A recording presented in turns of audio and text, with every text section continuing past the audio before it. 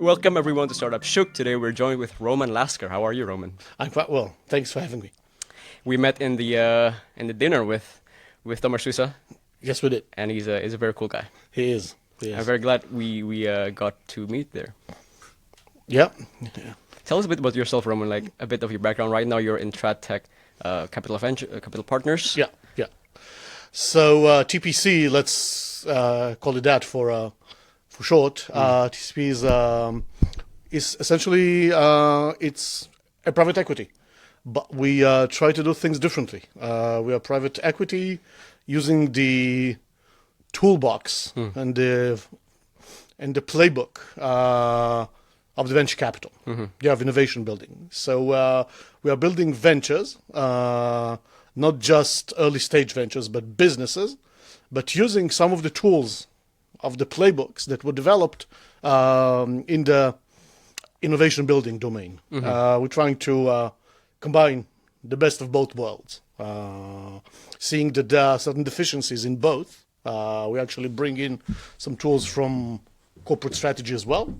So we've been trying to build an overall approach and an overall business thesis that combines principles that are borrowed from all these different domains that we think that should intersect and mutually improve each other.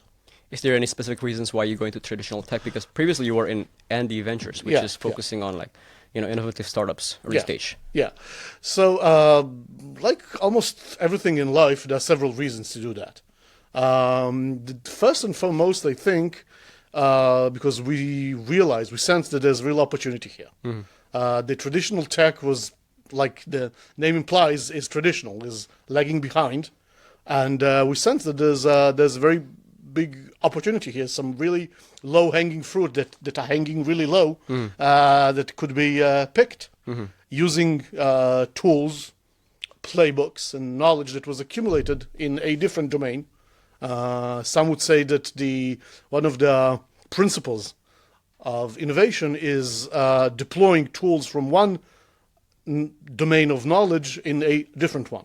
Right. So we see that the traditional tech, which let me just say a few words about that. What does that imply? And for most, the term itself does not exist.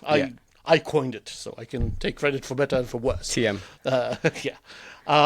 So it started with the understanding that certain domains that seem different, which are infrastructure, energy, utilities, oil and gas, although seem different, but they share actually quite a lot in common, which is being very capital intensive, being very prone to be influenced by regulation, and what is, I think, most important, being very resistant to change and innovation. And so ironically, and perhaps even paradoxically, the opportunity here is we sense that is really unique, and we seize the opportunity to seize that. Does it have anything to do with what you mentioned? We also went to the comedy bar on Monday, and you mentioned that a lot of current startups, they're very surface level. The one that go to YC, they just do like AI LLM pipeline or something like that, very surface level. You said that not many startups today focus on research-backed opportunities. And is this what you want to bring with traditional tech? Yeah, well, there's this angle to that as well. Good catch, and nice remembering that. And this is especially true in Israel, where the forefront runs very fast, and it leaves behind a very large portion of the industry, and to the point that even it becomes too absorbed in itself, the LLM, the AI community, and I'm speaking in real terms of the IDC, 8200. This it's a very close-knit community, and lots of opportunities. There's lots of things that are going on outside of it, and I think it could be interesting to open these gates and promote the discussion and the bilateral fertilization between these domains. The tradition, and not only that, I also think the traditional tech with its longer cycles of development, manufacturing, sales, has quite a bit to teach the high-tech sector, which is very fast-paced, less focused on long-term planning, 5 years ahead, 10 years ahead, which is a concept that plagues to a point the entire Israeli innovation ecosystem. We are focused on the short term, into the point that we are less mindful of the long term. And we could take some pages of these books as well. I mean, a lot of startup founders going into building a startup, they have an entire plan of selling the company in like 5 years or 10 years. They just want a quick turnaround and build something new. Yeah. What sort of innovations you bring into the traditional tech, learning from the innovative world? So this could work on several levels. First, the very traditional, to speak, venture building playbook that was developed in the high-tech startup software SaaS worlds, and lots of these principles can be imported and used in the traditional tech space. The first principles, such as looking at early stage ventures, including these in the core growth strategy, that these very basic principles are often overlooked on the other side. These topics are never taught as part of a curriculum, such as, chemical engineering, accounting, medical device development. One of the things that we see, that I saw, and these are also some of the things that we tried doing in the studio, is to foster the discussion and mutual fertilization, so to speak, between the VC world and the academia. So we obviously were not the first of that bring courses, knowledge, master classes in business classes curriculum. You also obviously have this here, Trackman, obviously, but what we wanted to look is even further down the line in incorporating this knowledge into PhD programs as well. The researchers, they are taught to become very good researchers, but they are not taught how to turn their research into a business, into a company, into the real world, so to speak. And it is of vital importance, because otherwise, how it is going to happen? In the last years, we see the emergence of what is called the TTC, a tech transfer company, that are run by the universities themselves. And from what I hear, most of them are quite awful. And there's an inherent conflict the way that it's structured so far, without going into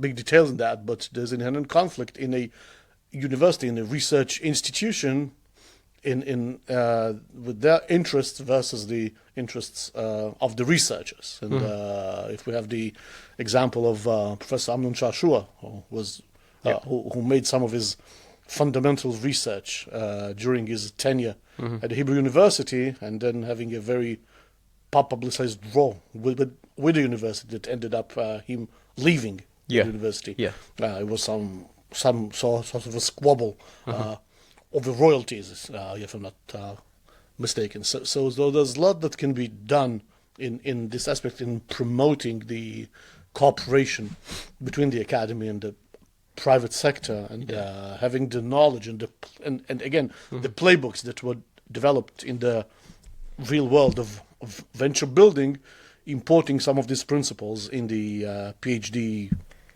curriculum as well. I cannot agree more, because I sort of have like my own slim experience in that in that problem with dealing with royalties and who owned the inventions, my first startup Makerverse, we tried to help basically engineers in MIT, Technion, LSC, all these technical universities in the world, ICL, for example, in London, to help their engineers monetize their inventions, commercialize their inventions, bring it to the market. But that's the challenge that we face, which is who owns the inventions. They built it, they made it during their time in university as like a final project. So did I during my own final project, which I tried to bring to market. But there was always going to be like a fight in terms of legal and who owns the inventions. Yeah, I think it also relates to another topic that we could spend a few minutes discussing that as well, as to how we should be bound by what was before, and how the rules that we grew into should be disrupted. The royalties playbook, so to speak, was written a good 100 years Too long ago in a totally different reality, reflecting totally different economics, value propositions, players, and one of the things that as students of philosophy, right, students of Descartes, of Popper, we should adapt is to we should not take anything for granted, but to constantly challenge what was seen as accepted, as normal up until our time. And always constantly strive to look beyond and not to take anything for granted, because there actually, in my opinion, that's where the most dangerous principles lie in topics that are never challenged and taken for granted year after year, generation after generation, and just remain dormant, right? And we need to constantly do that. What are some of the things that at AND you've tried to do to connect academia and venture capital? Yeah, so there were courses that were created in partnership with higher education institutions. I remember I sensed that even during my own time as a student, when I was an MBA student at Kellogg, at the time I felt that we are being prepared really well to become really good, diligent, professional executives in the mid-'80s of corporate America, and that was in the second decade of the 21st century. Our curriculum was still reflecting a business reality that ceased to exist more than 20 years ago, and that's one of the best programs in the world. And I really felt that all our case studies were taken from corporate America of the 80s, right? Firms like PepsiCo and America Airlines and Disney. So corporate America that manufactures end products for end customers. There was absolutely no regard for topics like digital, B2B, offshoring, matrix management, all these topics that emerged in the 90s. And when you think about it, it's actually quite understandable. The teachers, the professors, earned their education somewhere in the 70s. That was the best knowledge that they had, that they were trying to pass along. I mean, you can't really get mad at them, because that was the best that they had. And the fact that the academia needs constantly change. When I was CEO of Uppspace, it was a classical Israeli startup, very tech heavy. AI, well, actually one of the first firm, I think, to really dabble with AI more than a decade ago. And as a policy, We only hired engineers who had masters from the holy trinity of the academic institutions in Israel, the Tel Aviv University, the Technion, and Ben Gurion. No offense, of course. No offense taken. Yeah, sure.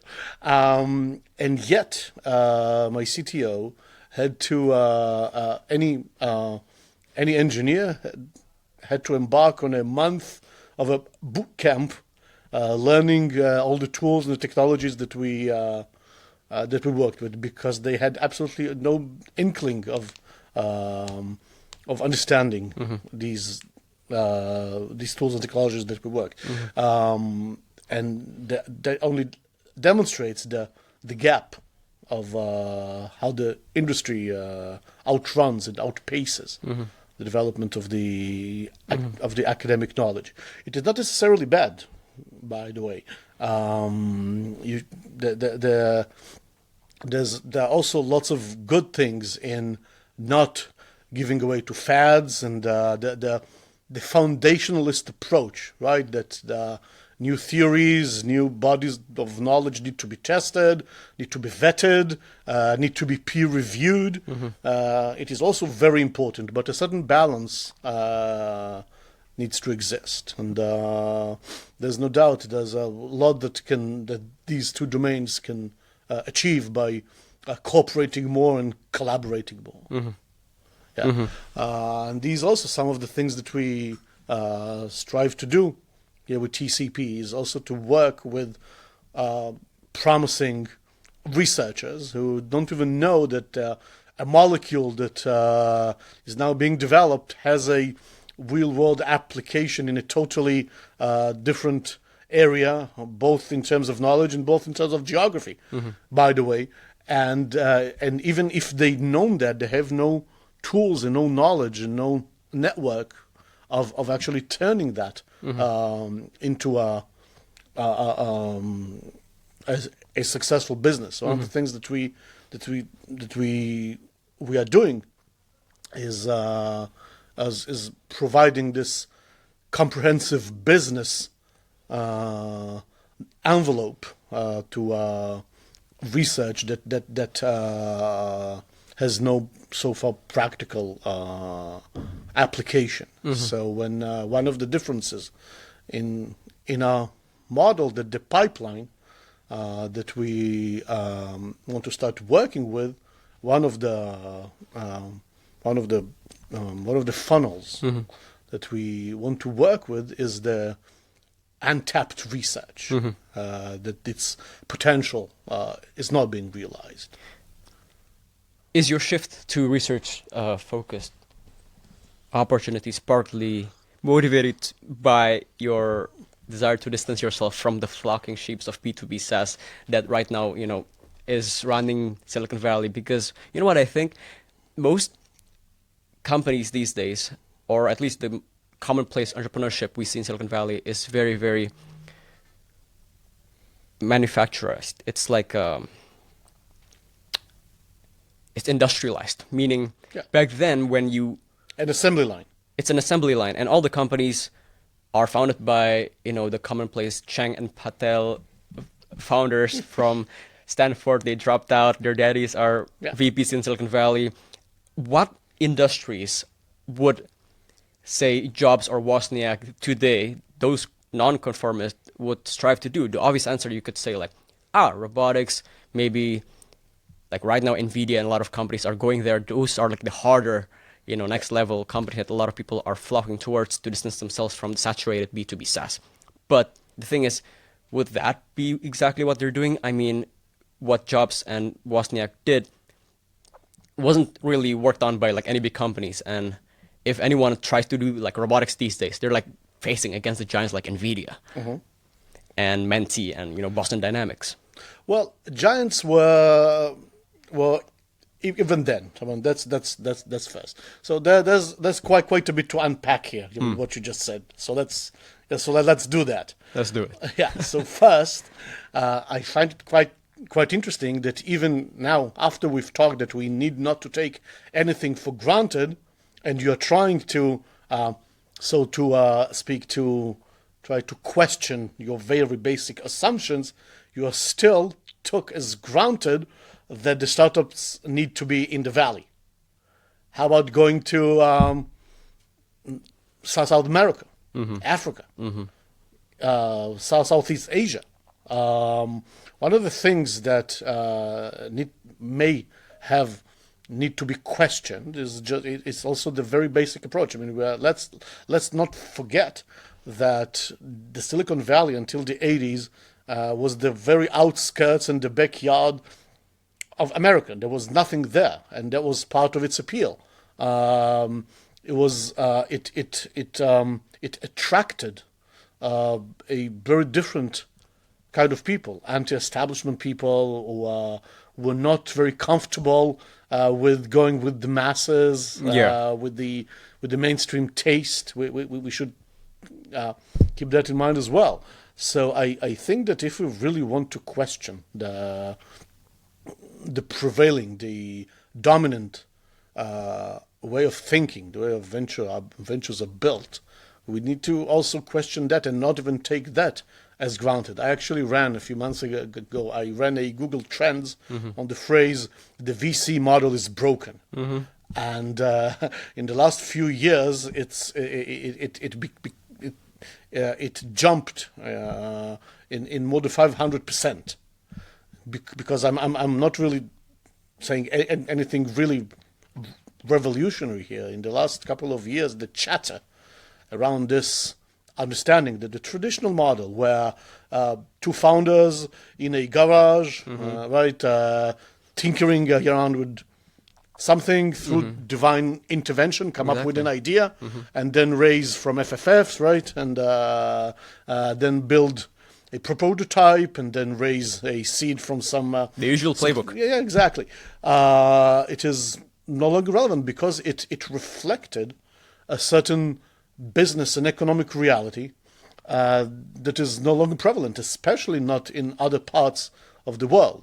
And the fact that the focus in the 90s, in the noughties, was the concept of the digital twin, right? The main challenge was in taking existing business models and creating their digital equivalent.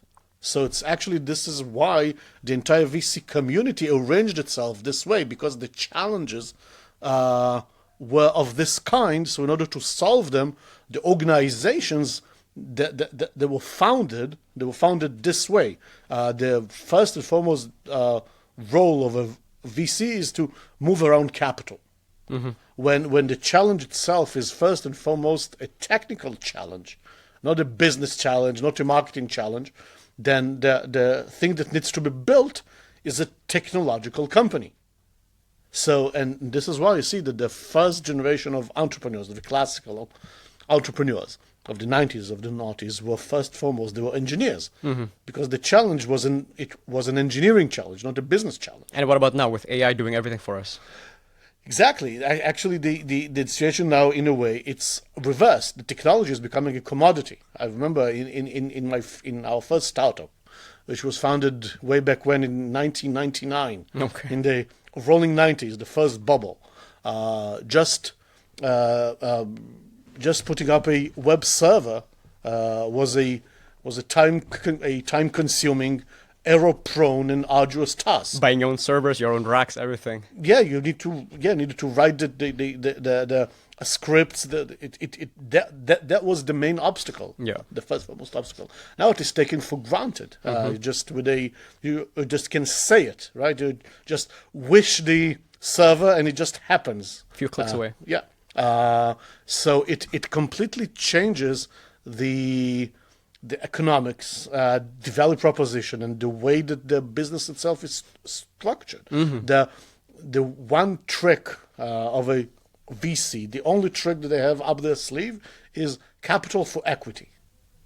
And it reflected a very specific reality that took place in a very specific time, in a very specific type of a society, and it is which is not necessarily true now. I mean, it's been more than 20 years since this playbook has been established. I think in an industry that prides itself on being disruptive and constantly challenging the common concepts of how to do things, perhaps it should use the same tools on itself, and trying to and try to think what can be done differently, and how not to fall into the same thought traps that were prevalent before. Exactly right. The common cookie cutter pathway of being an entrepreneur is being so commoditized that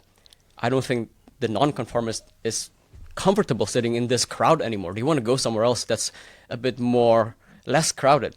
And the current zeitgeist of innovation right now is mostly ran by technical entrepreneurship, which is what you mentioned, but now it's commoditized. Back then, it's the Industrial Revolution with all this mechanics. Back then, before then, it's electricity and all that. But I think it's going to change mostly because these people are, first and foremost, and that I can give them, they're rational. Exactly. And when they'll see, and they begin to see, I mean, I'm a product of my time, just as I try to influence it, right? Mm-hmm. It's the historical argument, right? That people are the products, the results of, you mentioned the word zeitgeist. Right? Yeah. So as I'm seeing that it is no longer working, and I'm sure that there are hundreds, thousands of other people who are having the exact same conversations right now, and they're seeing that the value lies somewhere else, in a different place, using a different methodology, and they start to question themselves how these two founders in their father's garage can solve a problem of a company when they have never worked there. They lack the soft knowledge.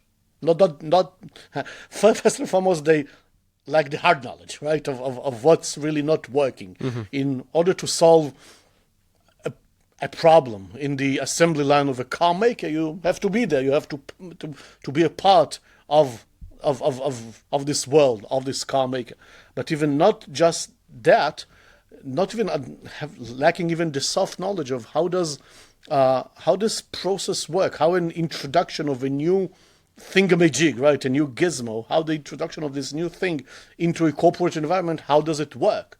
And being an engineer, being a graduate of the most elite venture creation ecosystems of the world, be that Stanford, as you said, in the US, or 8200 or 81 or whatever in Israel, does not give you that knowledge, does not give you the connections, the network, the ability to really build this new startup, because it would have to function differently. It would have to be organized differently. And this is exactly where we come, and the way that we structure our assembly line with TCP is exactly this. The way that we source the startups or the businesses, it does not even have to be startups. That's exactly the point, that we try to challenge every part of this assembly line. This business that we want to grow does not necessarily have to be a new business. It could be an existing business that has been going on for quite some time, only not growing, not understanding the opportunities, the potential of it. And the thing that we want to help them do that is by utilizing tools from the venture building playbook that did not exist in the traditional business development playbook. Do you limit yourself to certain markets, or you are global? Yeah, we are global. I mean, why does the geographical location, why does it need to matter? In a way, it's just as if I'd ask, should we limit ourselves to companies whose names are between A and E? Sure. We feel that it is this metric is not relevant. I asked that because I actually have, shameless plug, a connection in Southeast Asia. They're doing water desalination. So like really old, like traditional business, water desalination, water filtration for the government. And they do it across archipelagos in Southeast Asia. I think it'll be interesting for after the call. I can like put you in touch with them. They're trying to grow their company. Did a lot of projects with like international collaborators like Coca-Cola and all of this. Yeah. But they need like some new innovation like to give them an edge in this day and age. Yeah, and the innovation it should not be necessarily technological. It could be a new approach to the way they structure the company. Yeah. A new way to as to how they distribute their product, the way they are thinking, where their value lies, the way they are pricing their products or services, whatever. This is the radical approach, is to really question every part of the established playbook and first of all asking questions. Is it relevant? Is it best? Can it be improved? Can it be changed? First principles thinking. Yeah, exactly. It's first principles thinking. That's exactly the thing, right? Not all innovation is technological. And back then in Renaissance, for example, it's intellectual. People want to like find new formulas, find new knowledge. But these days, like technology is like the main zeitgeist. So what is the next green pasture that like most non-conformists should like spend their time in? Exploring innovation, because it's not necessarily technological. Yeah, I mean, it's actually I'd like to take your question one step further and say why did it have to be technological? In fact, I mean, it did have to be at a certain point, reflecting a certain reality at a certain market. But why taking this for granted at all? Exactly. I actually, as a personal belief, and this is also since we are all students of history, I think that technology should not even be the prism through which we even look at reality, but actually it has to be subservient to value and not vice versa. I agree. The worst thing that actually can happen is for a technologist to become infatuated with that technology, and this is a problem that used to plague the Israeli entrepreneurial ecosystem. I remember when I was way back when a product manager, and I was responsible for developing a B2B product. We saw our customers as a nuisance. And I'm not the first one. I mean, I'm not divulging any secret here. I mean, there are lots of humorous ways to approach customers. As you know, even from the days of the 80s, there was a magazine called 2600, and there was a comic strip with the Register called the Bureau of Fate, the bastard operator from hell, who would treat the users as losers. So I'm not the first. This humorous approach. That's how social media companies run today, basically. Yeah, it actually betrays a much deeper and darker reality, where the product, the technology, becomes ends rather than being means.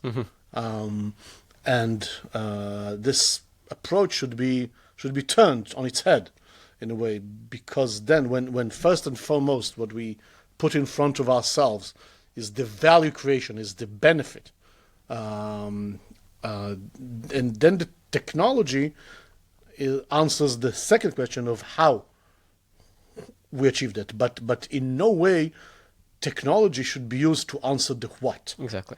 And this is a moral statement. It's even more than just doing better business. I think this is a much deeper contention that pertains to how we wish to live our lives. What are the values that we put in front of us?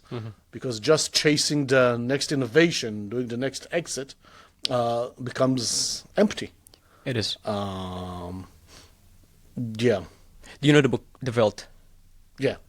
Yes, of course. Basically, for those who don't know, it's a story about a futuristic home where people could, it's like VR, but you don't need the glasses. Yeah. You can create the reality you want. Yeah. So basically, the parents got this room for the kids, like a nursery, and the kids basically asked the room to create this savanna, a veldt, a grassland with all this very fantastical elements to it, and it's very realistic. They can feel they basically live in it. It's like Tron, like Ready Player One. They're in that world, but then they're consumed by their addiction to this world that, eventually they turn on their parents, because now the nursery, this AI nursery room, is now their new parents. Becomes their reality, yeah.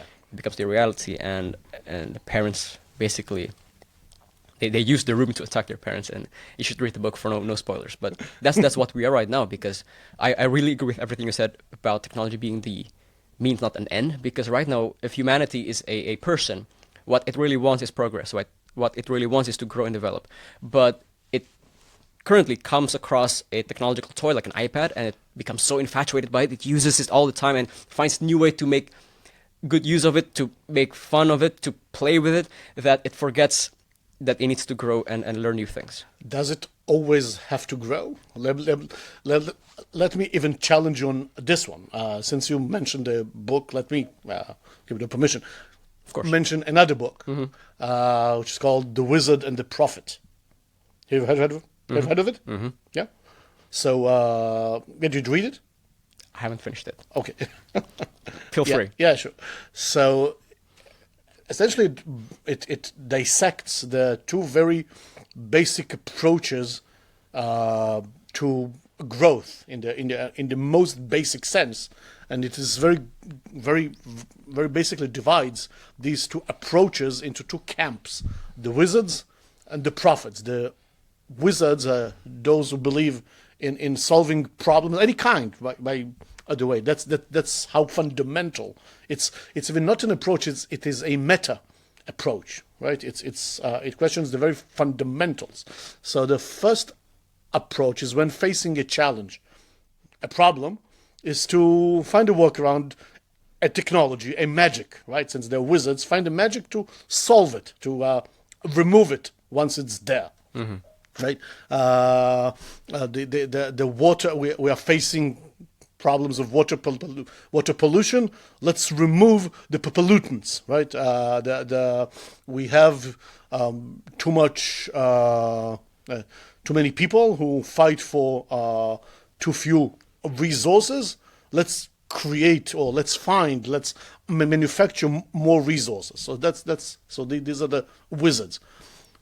The prophets take the approach that why we need that in the first place.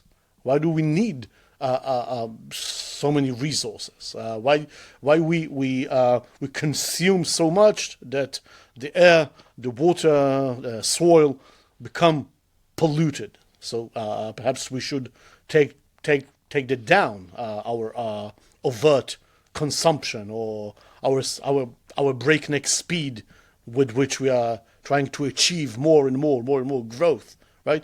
The very basic principle of Western economy, which is growth, is always built on the principle that of the spillover, that the cost of producing something somewhere can be much lower, so we can take advantage of the arbitrage. Mm-hmm.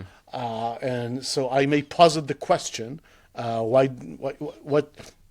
what happens at some point where there are no new markets that we can spill over our excess production and to capture this delta of this arbitrage? What happens next?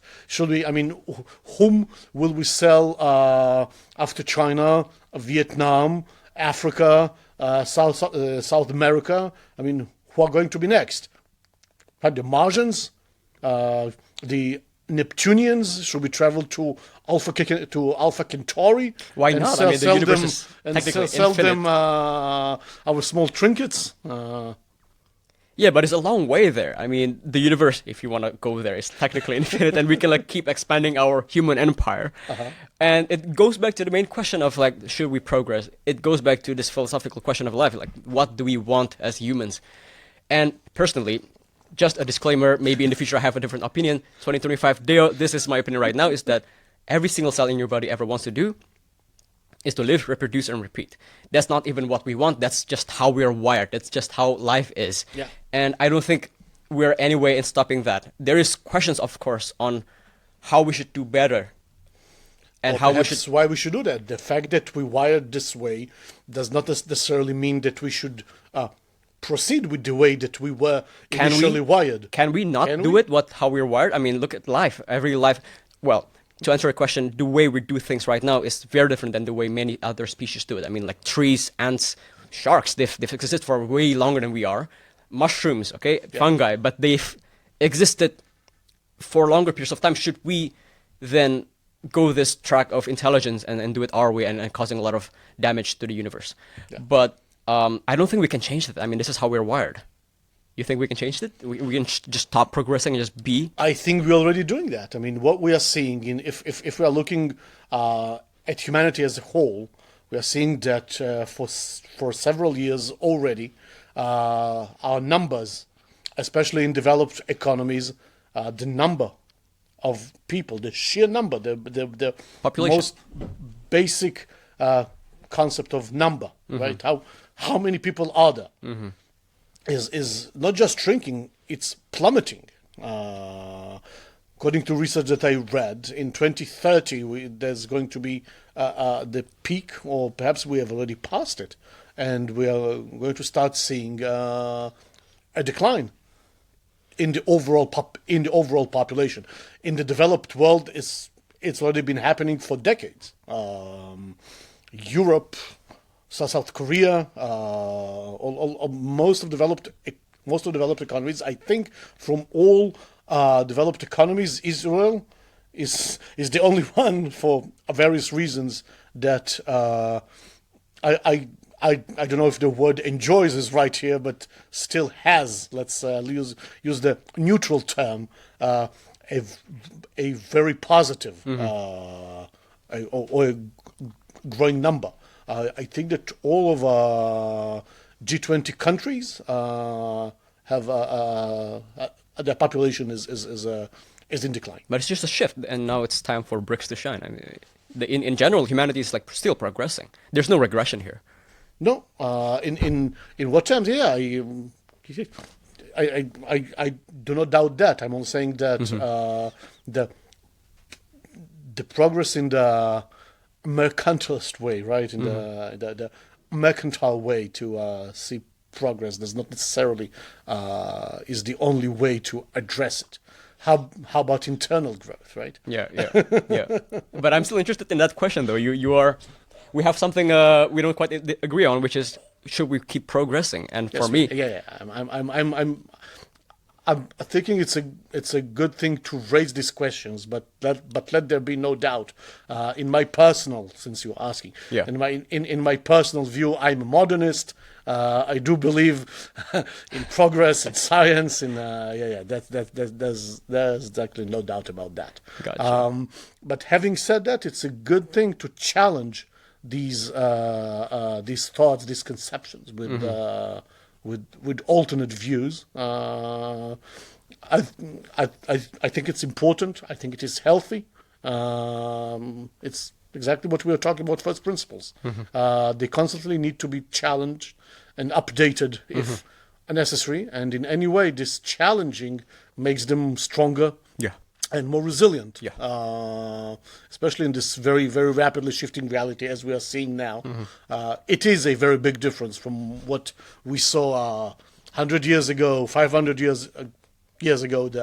The tools that humanity has built to help itself understand reality the way it's being reflected, these tools may also need updating, since they were developed in a different reality, where it took 2 months for a piece of information travel through the Atlantic, right? And it took a decade before.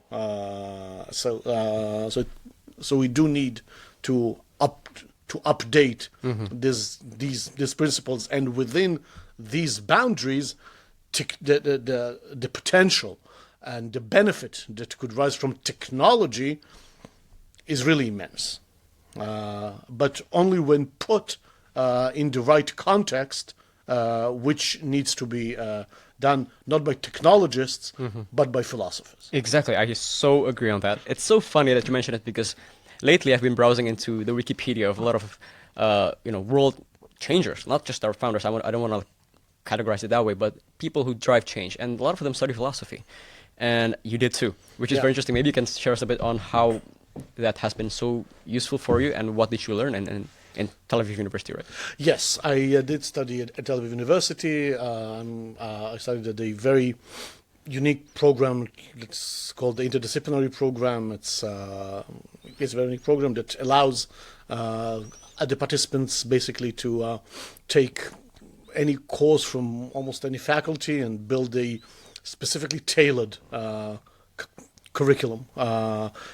I think it also relates to another problem with the Israeli education system, that because for various reasons that we perhaps the time is too short, the Israeli students enter the academy and following that they begin their employment at a very late stage. Let's say if it was to be compared, get to America or to Europe, and that fact forces the undergrad programs to be a year shorter. And an undergrad program in Israel is 3 years rather than 4 years, like it is in the States. In the States or in Europe or whenever. And it robs the Israeli students of the opportunity to have some, to experience some general studies and expand their horizons, and not just be focused on getting their craft and become skilled tradesmen. So I was lucky in a way, and having studied in a bit of a different era and thinking about these things differently. So I did study philosophy among other topics, and I really think that it is the most important topics that I've been studying. I think that those were the tools that I was equipped. Those are the most effective and efficient tools that I've been equipped with, by being able to understand an argument, to dissect what is being said, to being able to interact with reality, to be able to question it. The very concept of questioning what is being taught to us as being laid upon us. This very fact, this understanding is something that I learned while studying philosophy, while studying the philosophers like we mentioned. Descartes, we mentioned Karl Popper, who's also who taught for a very long time at the London School of Economics, of which I'm also a proud alum. So I think that being able to understand and being able to question every truth that just being laid upon us, that is what makes a free thinking person. And this is, I think, what a good entrepreneur is. If we were to dial back and return to our initial question, is what really makes a good entrepreneur is not being a good technologist, although it helps, not being a good marketer, although it helps, but it is first and foremost being a free thinking person. Obsess on the big fundamental questions, not what new tools out there I can monetize. Yeah, that's true. What are your favorite philosophers? You mentioned Descartes, but personally I like the depressed German genre. But well, I have a strong aversion to the most questions, the question of most, because there isn't really one. I mean, or at least if we can use them just as a way to move forward our discussion. So yes, I do have a few. I could mention Hegel. I could mention Wittgenstein, Zhuangzi. Those are some of the thinkers that Karl Popper. Those are some thinkers that really influence the way I see, analyze, and act in the world. Yeah. But besides studying philosophy, what other advice would you give like future world changers? We don't want to like call them our founders. It might be something different in the future, but what should they invest their time now in their 20s to 30s? Like what should they invest their time in order to be able to drive change in the future? I think that I'm a very big believer in a back and forth way of thinking and approaching to new topics. So after a decade or two, or even three, of really narrowing down the focus towards something very specific, as being very result and task oriented, right? To found a company and grow it as quickly as possible and exit it like you yourself mentioned. I would actually advocate for going wide rather than going deep, especially in the beginning. How wide? Wide. Sure, but how wide? Like what? Yeah. I again, there's a distinction in a way in between what's going on in Israel and the Western world. So I'm not really sure whom are you asking about. But let's assume that we're talking about Israel, since this is where we are and this is the reality that we're facing.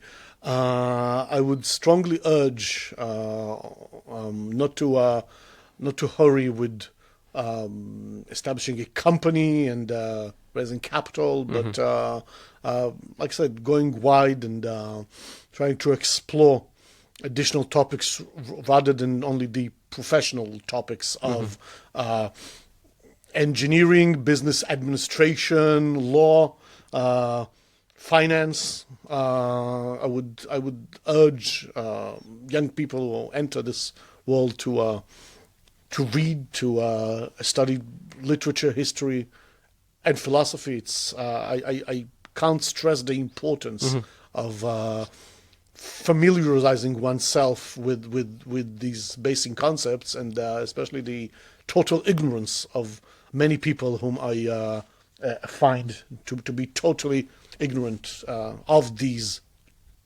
topics. The very fact of how is that going to help me is one of the worst questions that a young person can ask themselves. Be curious, not.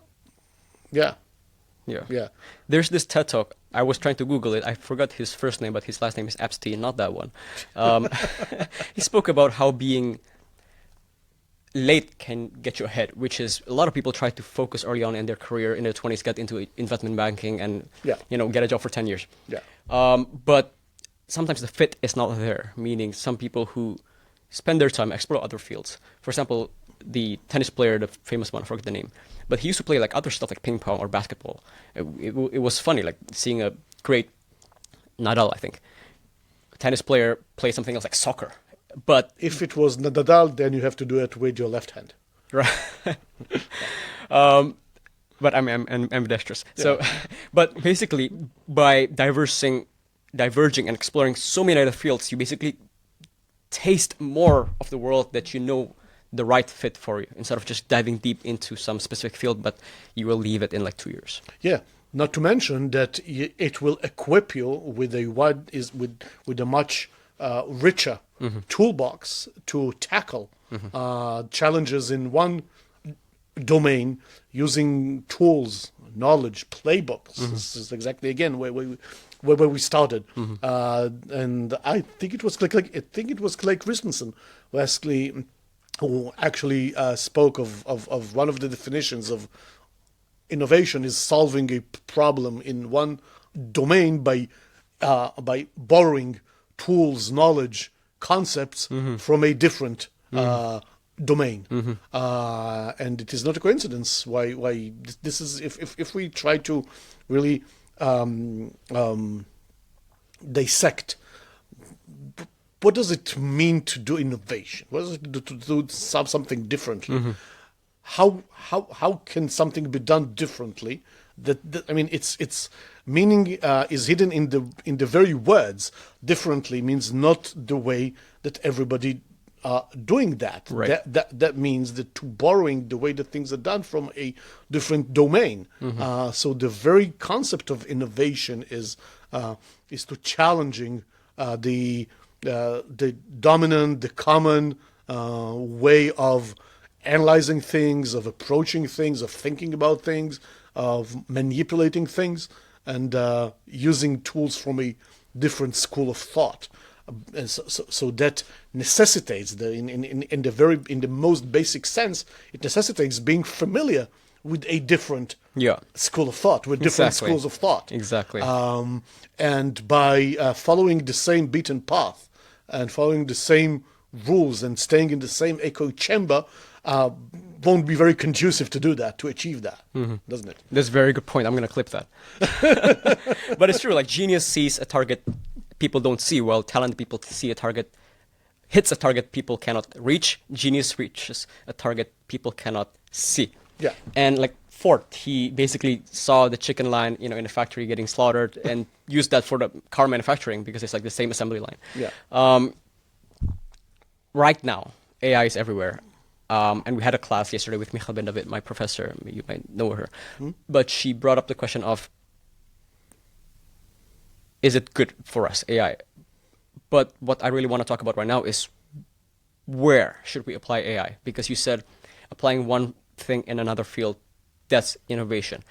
Right now, a lot of companies, initially in the early days of AI, people think, B2B SaaS, that's where we do it. Like doing something for companies, for incumbents, speeding up the process, that's where the money is. But turns out, no, customers, B2C is very, very rampant right these days. Like the smallest things that we can like make slightly easier makes so good of a business. And it's actually very insane how many small companies built by GPT wrappers are like making a shit ton of money. But what after that? Because after we solved all the small problems creating pendants for humans, like summarizing our conversations throughout the day, where is this biggest application of AI going to be? Where should we use electricity? Everywhere. Is there a specific domain where we should use electricity? No. Why not? Because it's useful everywhere. Yeah. AI is not really a domain. It's an infrastructure. I mean, I don't think that you have ever asked anyone, where should we use TCP/IP? It's everywhere. True. AI is the exact same thing. It's a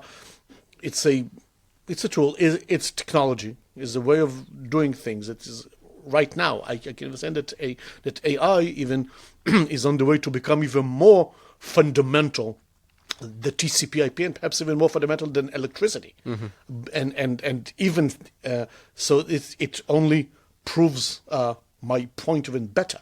Than to ask where to apply AI is actually nonsense. Sure.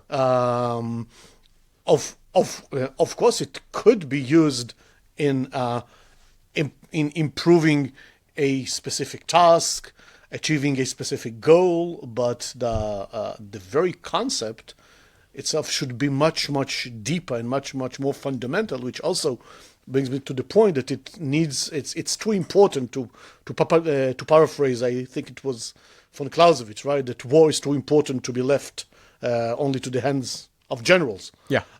So by the same token, I think that AI is way too important to be left only under the auspices of the engineers and the technologies. And I think so far we are beginning to see one of the. I don't think it is the major shortcoming, but at least one of the major shortcomings of AI, of LLMs, is that they were designed by engineers and not by philosophers, and this is why you see the hallucinations. And most engineers are surprised, are flabbergasted by these hallucinations. But ask a philosopher, an expert on language, why is it happening? And it is the most basic thing, and which only proves it because they did not participate in designing and developing the AI tools, and for very, very simple reason. Because the way that the LLMs are designed, they're designed to give the best possible answer and not to strive for achieving the truth. The concept of truth does not exist in the way that LLMs are being designed and implemented. So if they would, quote unquote, think that the best answer to a question would be fallacious, they would have absolutely no qualms of providing this answer, because the very concept of truth, of adherence to what Wittgenstein would call the state of things in the world, does not even is a part of their world. So and therefore they have absolutely no problem in providing a completely fallacious answer, which has no beginning of having anything to do with the world of reality, because that concept does not part of the way that it was built. They're designed to answer our questions, not expand our questions to find what we don't know. No. In answering our questions, I mean, what does that mean? I mean, let's unpack this too. Let's do a bit of a language exercise here. What does that mean to answer? Right, a question, right? It betrays a lack of knowledge, a wish to achieve additional knowledge, right? And the answer is supposed to supply this knowledge, this information, to bring the party that asked the question, bring them closer to the reality, to the real state of affairs in the world. And if by providing this answer, the concept of truth, of correlation to the real state of affairs in the world is not taken into consideration at all, then if a part of a good question is being truthful, and if it does not exist, then a completely fallacious questions can be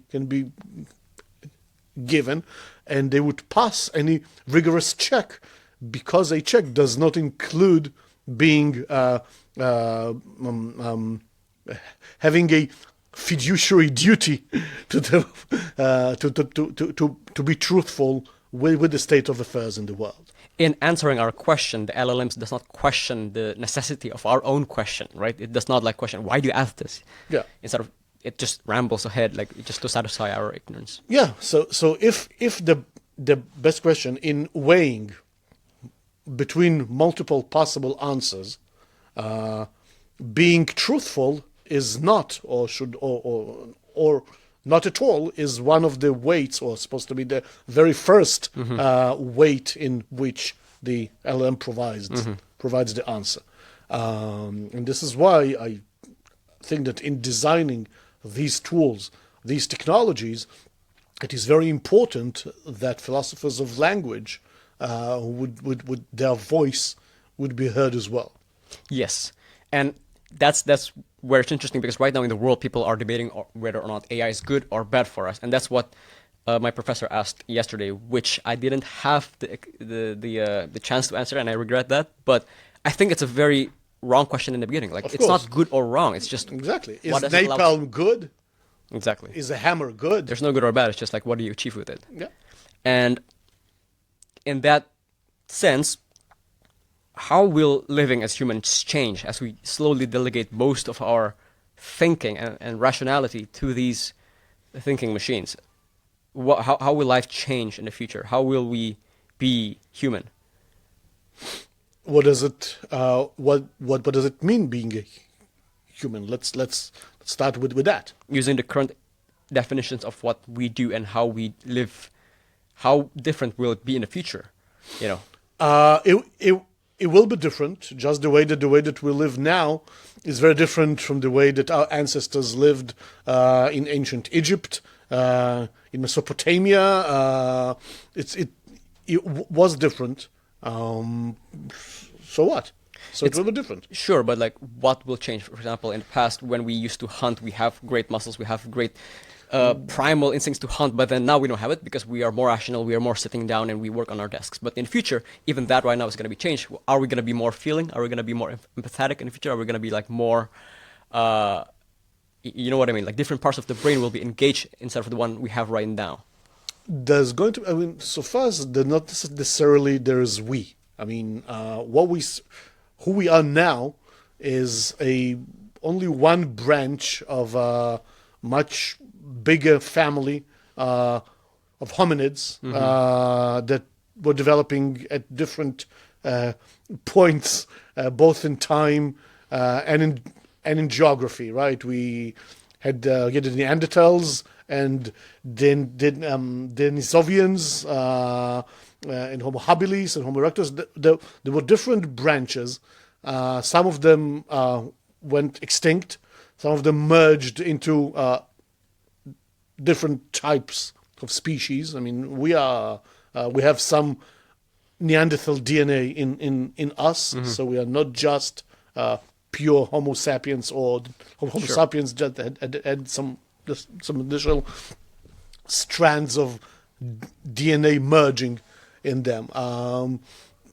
Perhaps we are looking into a future where there are going to be different subspecies, the way that people live, the way that they use these tools, the way that using shovels and axes changed who we are, and the way that we structure our lives.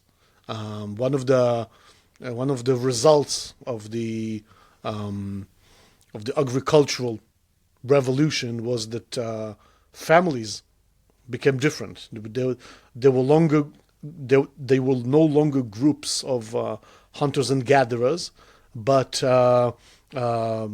familial structures where there are lots of offspring, much more than with the hunters and gatherers, but there were much more offsprings that were required to do the manual labor, the agricultural labor.